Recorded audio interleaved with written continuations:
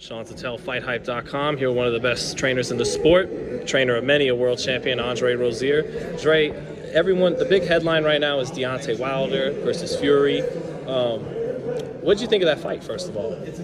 Well, it was a one-sided affair, but what took place was indelibly going to take place some point, sometime. I was very impressed with Fury. It's a very rare moment when a fighter will tell you he's going to do this will be his game plan, and he pulls it off. He pulled it off. I would have to give him an A+ for doing what he did. Fantastic, without a doubt. Deontay has to learn that he can't just rely on the right hand. Let me just skip to the point of my near and dear brother, Mark Breland, stopping the fight. It was a fantastic move.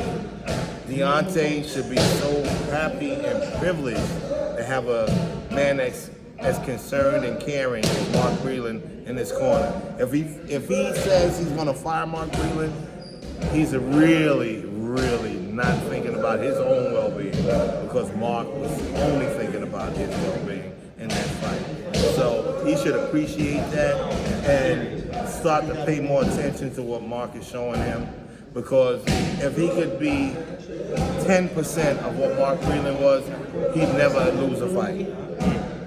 Because who better than Mark Breland would know what a fight like he was going through could do to your health, right? Of course. You know, Mark is the best amateur boxer we've ever seen. He was a two-time world champion.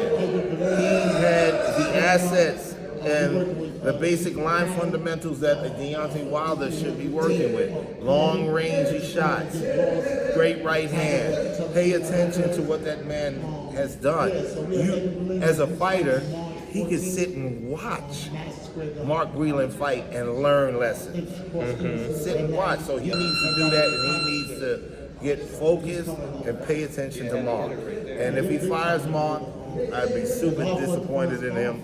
It will be Deontay's loss, not Mark's loss.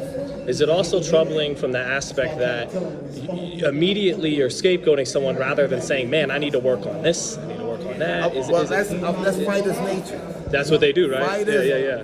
Very rarely. Even the great ones. Even the great ones, very rarely do you have a fighter that comes along. I'm going to tell you, my near and dear nephew, Saddam Ali, I love my nephew. Let me tell you why. He became a world champion, but when he had bad performances, he didn't blame the trainers. He said, I didn't do what I was supposed to do. Very rare. Most fighters want to blame somebody else. If you're not listening and you're not following the protocol, how are you going to blame me? You need to blame yourself. If I have 15 successful athletes working and you happen to be the one that's not, what's that telling you? There's a problem. So fighters need to accept the responsibility of not following the protocol of a game plan or listening to what their trainer is expecting them to do in the ring. Because it's one thing if, correct me if I'm wrong, but it's one thing if you follow the game plan to a T and came up short, right? But it's totally different if you didn't even try to execute. Exactly. Right. That's what. If we lose a fight, because someone was better than us, that's one thing. But if we lose a fight because we did not pay attention, that's an entirely different monster in itself. So follow the protocol. If I tell you jab, right hand, left to the body, and you throw a jab, right hand hook, and you get clipped, you didn't listen. If I say don't lay on the ropes, and you lay on the ropes, and you get clipped, you didn't listen. If I told you use your jab, circle your man, and you stand in front of him, and you don't use your jab, you did not listen. You have to pay attention. Stop looking for scapegoats. Stop looking for excuses. Man up, because this is a man's game. When you watch the fights, right, and you put, obviously, your trainer hat on, we put your Mark Breland hat on, what are the adjustments that got to be done if Deontay's going to win a third fight? Deontay is going to have to pay very close attention. Honestly, he needs to sit down and just watch fight tapes of Mark Breland. That's what he needs to do. The long jab, sinister, from one point, not hands here, all over the place. I mean, what the, not bending his knees, not working on his stance, his footwork. All he needs to do is watch what Mark used to do. Can you learn that kind of stuff in 6 months? Say the rematch is October. Does he have enough time to really incorporate what he needs to win? It's going to be very difficult because Fury is on a burn now. I mean, on a burn. That was a savage performance, and he knows what he can do now. You think it's going to get any different? It's going to be very, very difficult. Can he do it? If he attests to himself and he cleans up his complications and pays attention, it's a possibility. But he has to do that. He has to pay attention, and he has, literally, he has to emulate his trainer. It's, you know, you often say, oh, I don't want to train everybody to be like how I was the one boxing, but he has to emulate his trainer and get it together. In this case, it would make sense. It would make 100,000,000% sense. And Andre, Coach Rozier, before I let you go too, the winner, Fury, like you said, great performance. Would he beat Anthony Joshua? He would destroy Anthony Joshua. Let me tell you a story real quick. I was at a fight in Philadelphia, and this is why I grew to really appreciate and admire Fury.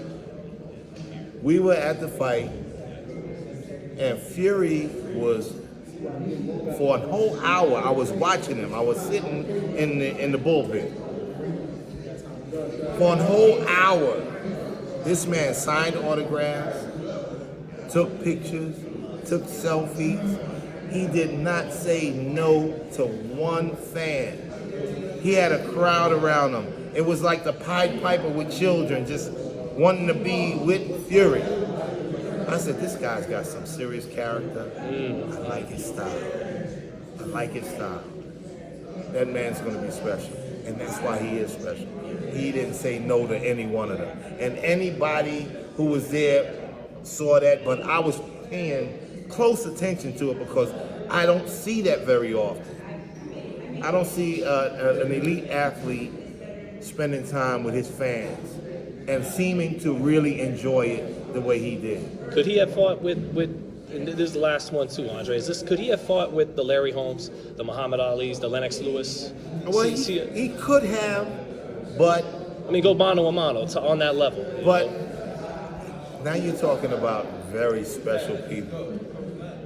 Larry Holmes, his jab, I mean, he would kill most of the heavyweights now with just his jab. Even he might do it now at his age. Muhammad Ali, the speed, the nuances, the charisma in the ring, the punching capability. And he threw a lot of punches. He was very busy. Yeah, it came like machine gun fire. I think Fury could have been there, but would he be victorious? I don't know. I don't think so. Okay, so he can hang, but not. You wouldn't think he'd beat them. Right, but he can hang. No, you're talking about the number one, quote unquote, heavyweight in a lot of people's minds. Then the number two heavyweight, Larry Holmes. Where you gonna go with that? Right.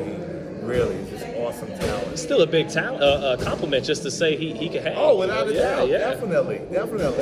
I give him all the credit for that, but still a lot. Thank you so much, Coach Rozier. You're very welcome. Thank you, brother.